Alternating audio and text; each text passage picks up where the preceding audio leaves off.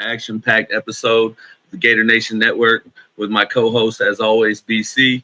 And we have a special guest. We're super excited to introduce Ciatrick Fason. Ciatrick, how you doing today, man? We're doing well, man. What we typically do, we get on here, we'll recap our game. We'll jump into some predictions, talk about the next opponent. But let's go ahead and dive right in. The season's not going like we expected so far. And that's why one thing we're excited to have you on here, because you've been here, you've worked here, you were a top rusher on your team. You kind of been through the wins and the losses. So we want to kind of get a different perspective. A lot of fans are upset. I'm a homer, I'm a sunshine pumper, and I'm a little upset. But I understand it's not an easy job. So LSU, we've had I personally thought that it was going to be one of those situations where, a lot of people were wanting him to lose so they could get a new coach. I thought Billy was going to come in. We were going to win the game. A lot of things looked a little better. What's your kind of view of how that game went? Did you kind of expect, a different turnaround of the offense? Did you expect the defense to come out slugging like they did? Well, I knew it was going to be a defensive game. I thought it was going to be probably 2017, somewhere around there. Last team with the ball probably was going to win. The turnover shocked me. But anytime you play LSU Florida, it's usually a tight game and it's usually a defensive game. You don't get too many crazy LSU Florida games where it's a lot of scoring. So, I figured that it was going to be tight, but like I said, didn't think it was going to be the turnovers. And, that was one of the games I had circled that we could possibly lose. I always said we was going to go either 10-2, 9-3, and 9-3 is losing to somebody we weren't supposed to lose to, which happened the second game of the year. So, anytime you go to LSU, it's going to be a dog fight. So that's kind of like a SEC rival for us. And, I think the LSU Florida game is bigger than the Florida Georgia game, to be honest. How do you feel about that, BC? Man, I was just really, really surprised. Like I said last week, you'll never catch me rooting for our team to lose. So they make changes. I put too much time and money and my heart into this to being a fan. I don't ever want to see us lose. But it happened, and it happened in a way that I did not expect. I kind of expected Nussmeier to have a really good game, and our defense to show up, but there be a couple slip ups, and that's not what happened, man. I mean, we've allowed 2 touchdowns all season, and we have 2 losses. So yeah, it was definitely shocking for me as well. I really, until the second half, I really felt like, there wasn't really a chance that we were like out of the game at all until we started turning the ball over. What was surprising, I knew that when Caleb Banks came back, the defense was going to, be a lot more ferocious and they were going to be hungry. It's surprising to me, and Ciatrick, touch on this with me, because you played running back. You have a guy like Jaden Ball. And in the middle of the game, LSU loses their best linebacker and then another one to injury, and you run Jaden Ball 10 times. And instead, you're passing the ball a ton. And, I mean, I know there's situations where DJ was audibling out of the run play because the box was stacked and stuff like that. But in my opinion, for example, if I have Ciatrick Fason behind me, I'm running the ball 25 times. Give him the rock, and it'll open everything up. And, I mean, Ciatrick, correct me if I'm wrong, but is it kind of odd? And I'm not bashing Billy. I'm a Billy fan. But is it odd to not see him kind of go to the wishing well a lot more? in situations like that? It definitely is, especially when you got a struggling quarterback and he's throwing not even hard interceptions. It was easy reads, and to calm him down is the run the ball. And I think Ball's the one of the top two backs in the SEC. That size, he could take on a 8-man front. Like at the end of the day, I think he's gonna always fall for 4 to 5 yards. So we could have leaned on him more. You couldn't go in that game, and I don't think nobody thought he would get the ball 10 times. I definitely did. I was like, this is a game for Ball, especially after the game he had as a freshman versus LSU. You'd have thought this was the game for him. I know, when I was in school, and I remember the game we was playing Kentucky, and we started off slow, and I went to the sideline, hey, give me the ball until Chris could get a rhythm.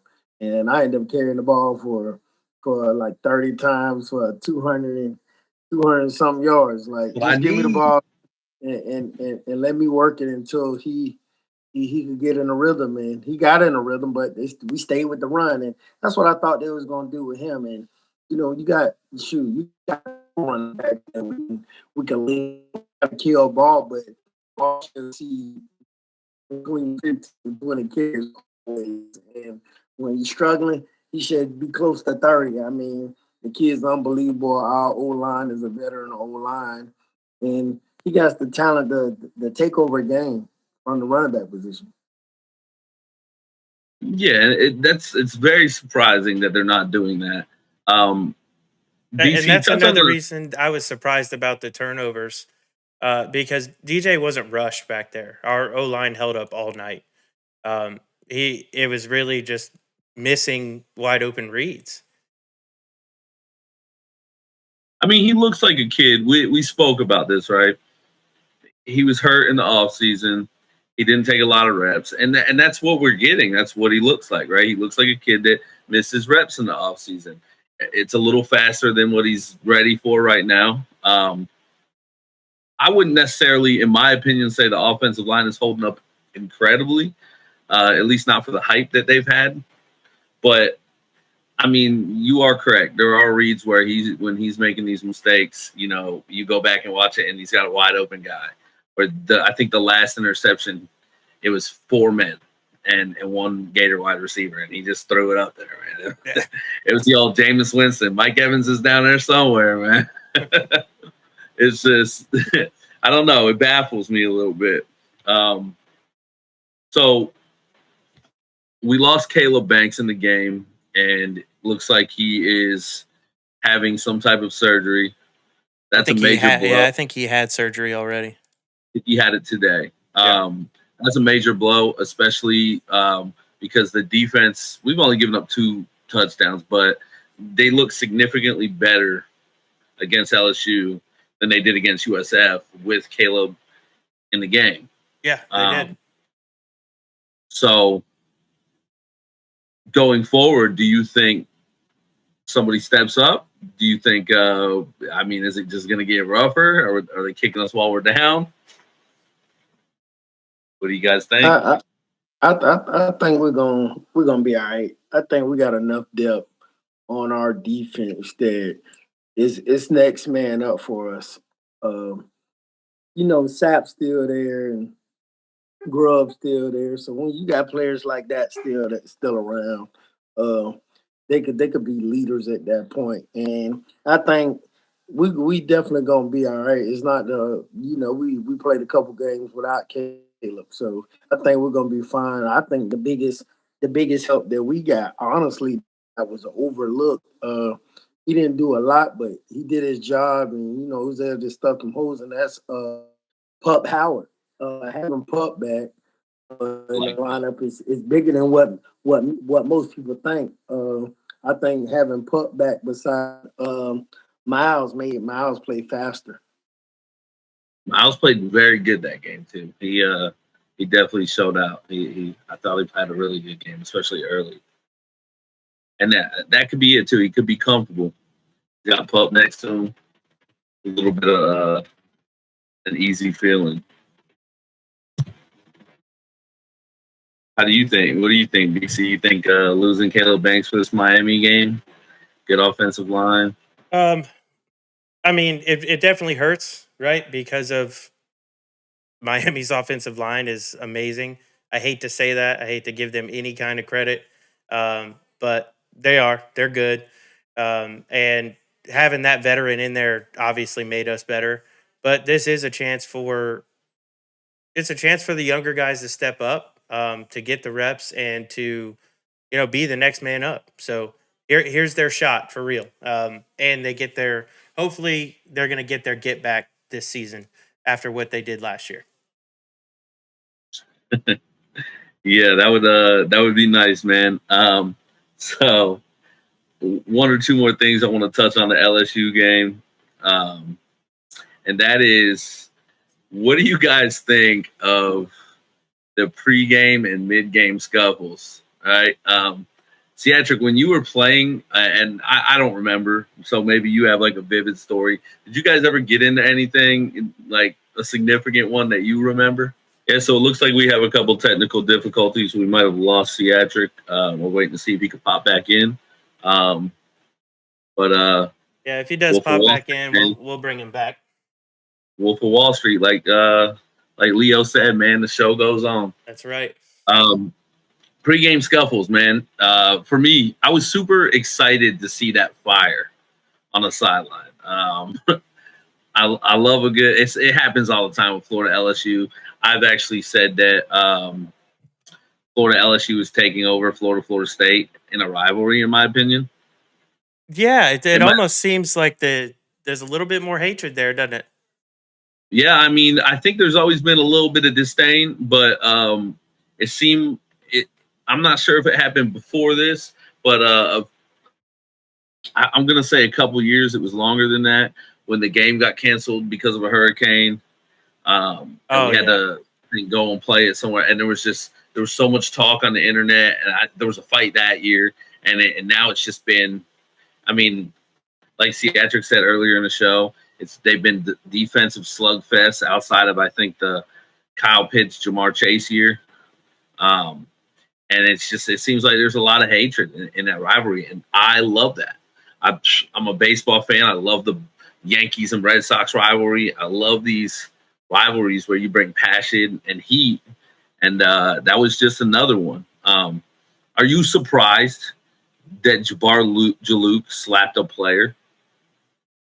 Oh man, so this one's kind of fun for me, I guess. I see both sides of the argument, right? I saw some people saying, "Oh, you're an adult. You're a coach. You have to you can't do that. You're putting your career on the line." And I get that, right? Like especially coming from the military, people talk to you crazy, and you can't just haul off and hit them. But then on the other side of that coin, those players are like those coaches' kids, and I'll be the first one to tell you that somebody's talking to my kid crazy like that, they're probably gonna get slapped too. So I don't think it was, from what I hear, and I don't 100% know. A couple of people have told me, but they said that he was talking. The kid said something about a very sick family member of Jabbar Jalouk's. And this is the thing: Jabbar Jalouk he's based out of Louisiana.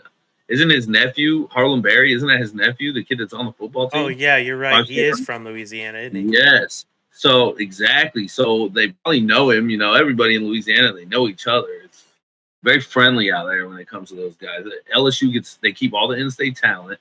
So this is what's interesting though. If Jabbar Jalouk is Harlem Berry's uncle and he has a sick family member, is Harlem Berry's teammate bashing Harlem Berry's family? Yeah, it's kind of weird, right? Jabbar Jalouk yet, right? And that's what I was told happened. I don't know what was said. I don't even know if that's true. I'm not here to break news, but that's what I heard. You have to have composure as a coach. In that situation, though, a lot of people will speak about it.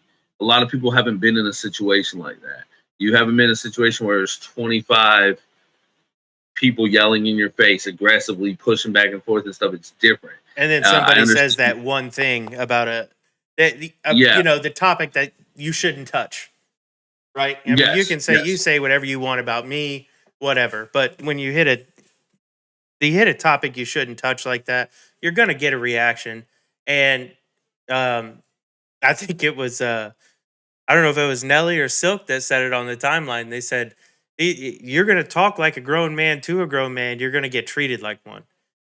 And that's what it is. And you know what? We got to, at some point, we got to quit calling these 19, 20, 21-year-old players kids when they're making millions of dollars, $500,000 a year, and still acting ridiculous, right? I mean, we can't say, hey, these are adults, and then just flip it back whenever it's convenient for us.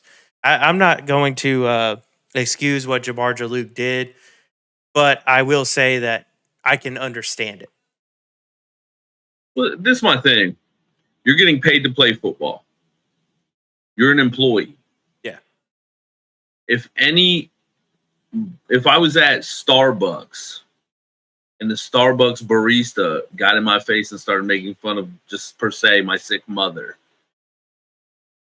probably loses his job. I'm not saying you deserve to lose your job, but I'm saying you're an employee. You're not just a kid playing football.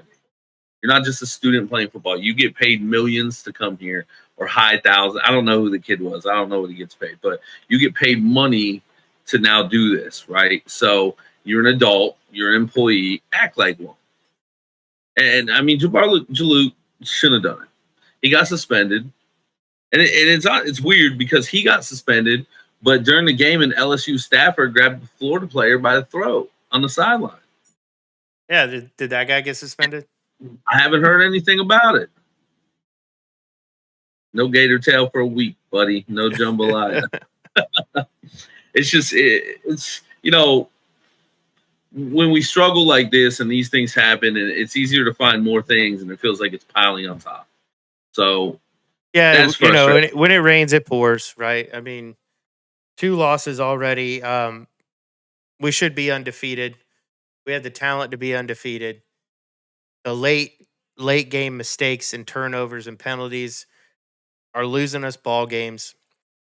We have yet to play a team, which we haven't played a whole lot, but we've yet to play a team that's more talented than us. We're going to play a team in Miami this week who is very talented. They're really good. And I think that's going to be the test, the true test of how good this Florida team is. If that defense can hold them to the same type of offense that we held LSU to, there's Billy Napier may be right. We may be a half dozen plays away from being undefeated. We're not. Yeah, and I mean, at the end of the day, I'm not going to be the one to sunshine pump. You turned the ball over 5 times and you lost on the road by 10. I mean, it's so frustrating. It shows that the team has talent.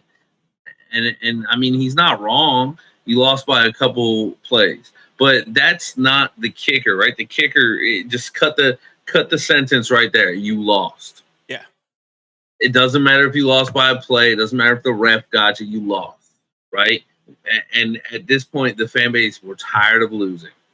Right, even the homers, we're tired of losing. Right, all this stuff behind me, all this stuff costs money. Jack, I'm teaching my kid to be a Gator fan. I don't want to bring him into this. That's child abuse, man. A poor guy. So it's frustrating. It's even more frustrating when before the presser we could tell you what's going to be said at the presser. Yeah, we're really close. We're really close. Yeah. Tired of being close. Win me some games, right? Okay. No excuse. We had this coming, blah, blah, blah. LSU's a good football team. I'm tired of hearing every week about how the team that beat us is a good football team. And this is the thing. I saw this, right? I saw somebody say this. So remember, we had Jim McElwain, Will Muschamp, what other bums? Dan Mullen, all these guys, right? They got fired. Have you ever seen anything like this where coaches come out and they're like, "Oh, he's a great football coach. Keep him around." No. That's happened like 3 times this week for Billy. And Steve Spurrier has a quote, and someone shared it. If the other coaches are saying keep you around, it's because they're beating you. Yeah, That's exactly. that's what it is, right? Like, come on, man. Oh, it's frustrating, and I hate it because the guy he's a nice dude, but I mean, Yeah, being a exactly, nice and dude, that's been my pain point with it. But um, you can, like I said earlier this week on the timeline, man, you can be a nice guy and still suck at your job, and eventually, it's just going to be it is what it is. You're going to have to go. yeah. I mean, we learned as kids in high school, man. Being a nice guy don't always work. Time to be the bad guy, man. Yep. Yeah, I need the bad guy. Um, so because of our technical difficulties, we had a little segment planned out to talk to Ciatrick Fason a little more about certain things. Um, Unfortunately, something happened. We've lost him, and I can't seem to get back a hold of him. But that kind of thing happens on here. So we're going to jump ahead to the Miami series. Um, for you, what do you want to see? Right? What? Obviously, a win. I mean, but what is it? What is it that we have to see?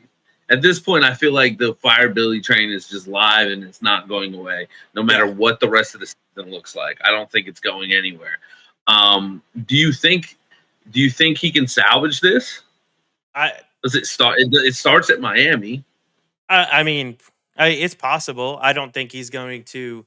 I don't know how you win the fan base back after this. And there are still people, and that's I was hoping to talk to Ciatrick about it because he's one of them. He's very passionate about keeping Billy Napier.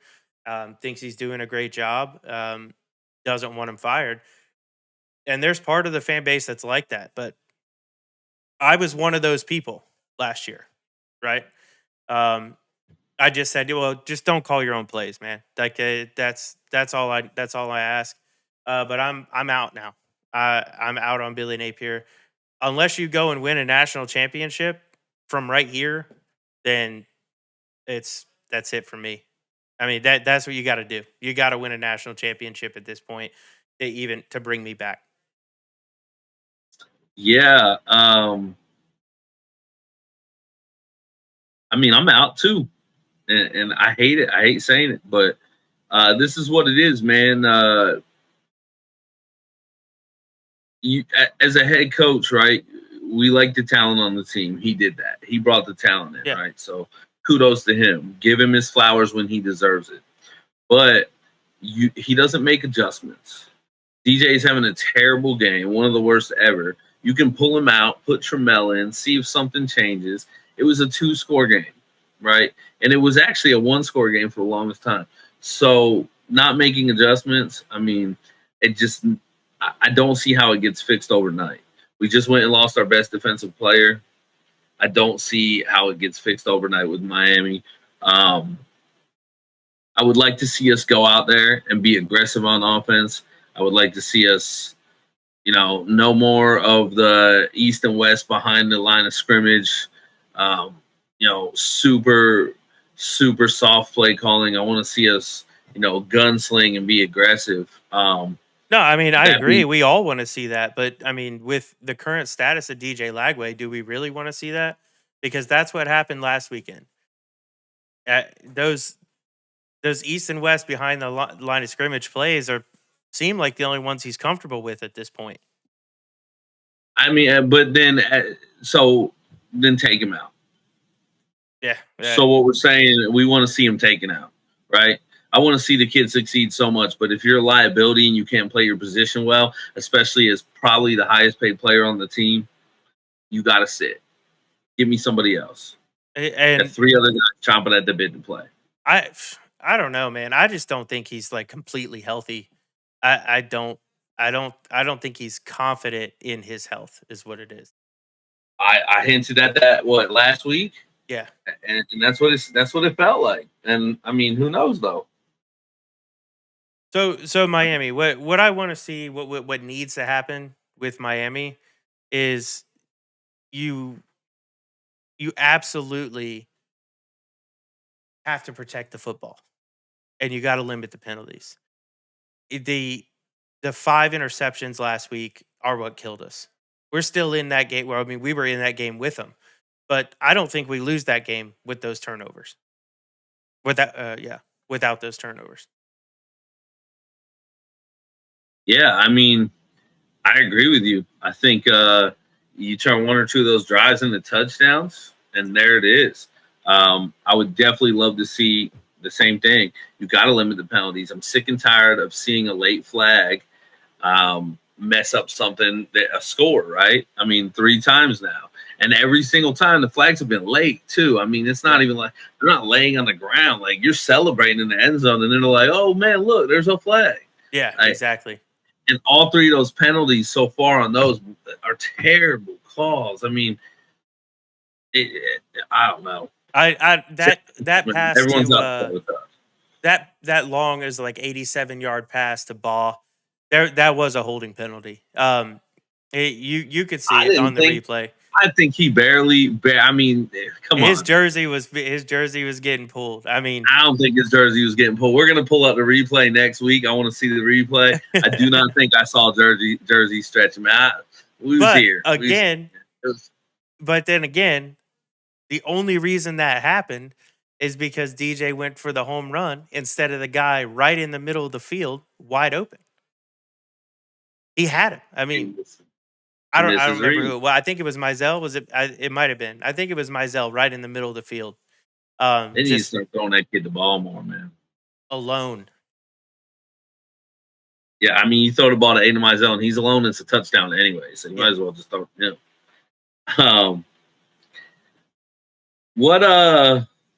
Say we lose.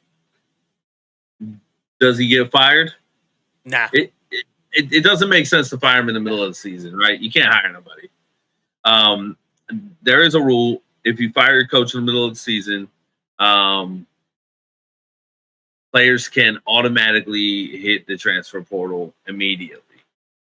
I don't know if we have players that will, but that's one thing, to fire them at the end of the season. At least you could bring a guy in here and try to talk some guys into staying.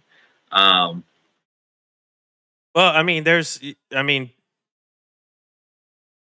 schools out there that want the talent we have, right? There's guys that committed to us over other schools. There's guys that like Jaden Ball who have proven himself to be a monster. There's guys. I mean, other schools are going to want these guys, and if you fire Billy Napier right now, they can be gone. I mean, what do they got to pay the guy? An extra $50,000 a month for the kind of money these people are making? I mean, and you don't get in trouble with tamper. You tamper, I guarantee you people are calling right now. You don't get in trouble with tamper. Oh yeah, I guarantee our player. You probably get in trouble in like 16 years. Every they're gonna be like, oh, punish these guys. Every good player on our team has already gotten a text or a phone call. I can almost guarantee it. Yeah, it's happening. So do you think he's fired this year? How many games do you think it's going to take? Yes. So you think it's already done, and then we're letting him coach it out? Yeah. That's what I think. It's been confirmed, and we've seen it. He was guaranteed 4 years, right? It's all his talent. It's his football team. He's done a great job building a culture. He's fixed a lot of issues in the program. He's fixed the locker room. You can tell that by last season how it ended. But the success isn't there. So you have your guaranteed 4 years, and if you can't show that you're going to be successful in those 4 years, you got to go, man. I think it's done. I don't think it's going to happen, this week, unless we have another blowout. Then it may happen. I have no idea. But I think by the end of the season, we will be searching for a new head coach. So you don't think this can be a situation like Florida State, 2-10? Okay, fine. I'll hire an OC. No, I think Mike Norvell's buyout last year was about $80 million, something like that. And Billy Napier's is nowhere near that high. I think it's around 20. And he hit his 4-year mark that he was guaranteed. So you have an agreement when you get hired. If you don't meet that agreement, it's what it is, I guess. Yeah, I can't disagree with you. I'm going to be relieved that we can maybe get a new coach. So for me, I love the behind the scenes stuff. I love trades. I love coaching searches. I love the front office stuff. I like transactions. So I really enjoy a good coaching and staff hire. The Gators hired Tom Tomlington as their running back coach. I'm gonna tell lies, bro. I don't even know who Tom Tomlinson is, but I'll tell you right now, he coached the hell out of running backs. I love it. I really like the coaching searches. I will still feel bad. I really try to put in some time and some love into Billy Napier. As much as people want him gone and stuff, I hate to see somebody come here and fail, right? Yeah, absolutely. Because if somebody comes here and fails, it means that our team's failing, and we have to suffer through that. There has to come a point in time when we quit hiring guys that are too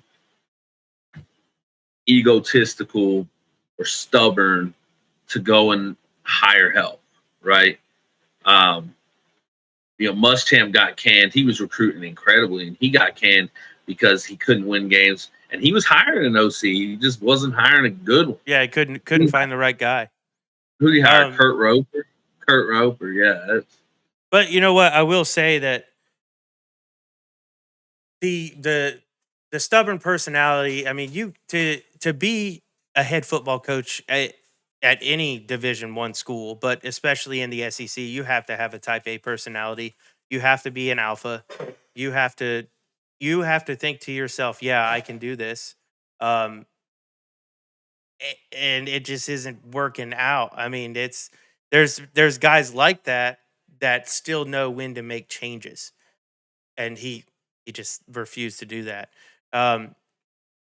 It's also, for me, it's the human element, right? I mean, he's got a family. He's his kids, his wife, everything, and they go through all this same stuff and probably more stress than he does, because he's the type of guy who tries to block it out. But I mean, I'm sure his family's getting it around town. So there is a human element to it that, yeah, I will feel bad. I think we're a little bit ruthless sometimes. But the fact of the matter is, this is just not. It's not it, buddy. we gotta go a different direction. Unless we win a national title. Like I said, you win a natty, you can stay another year, in my opinion. Yeah, I mean, they might be getting it, but they also got millions. Yeah, to have him come here, and once he gets fired, they're going to get more millions. So, I mean, congratulations, you hit the lottery coming here. We didn't.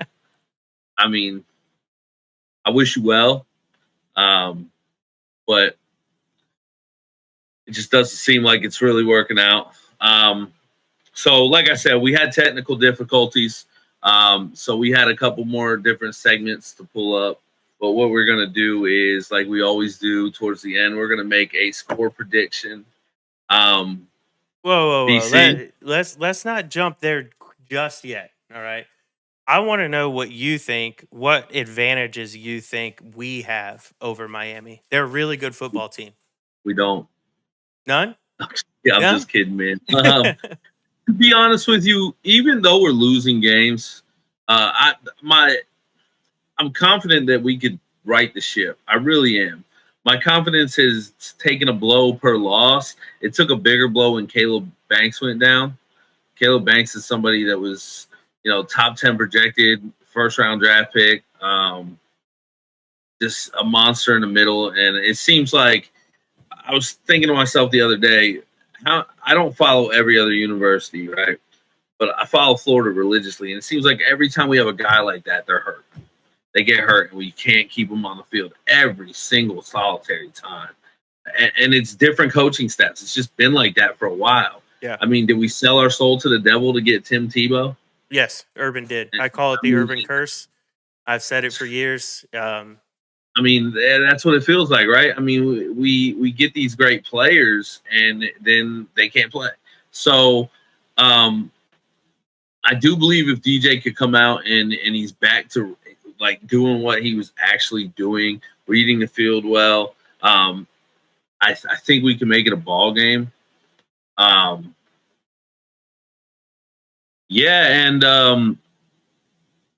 We got to get a pass rush, right? The defense has to show up.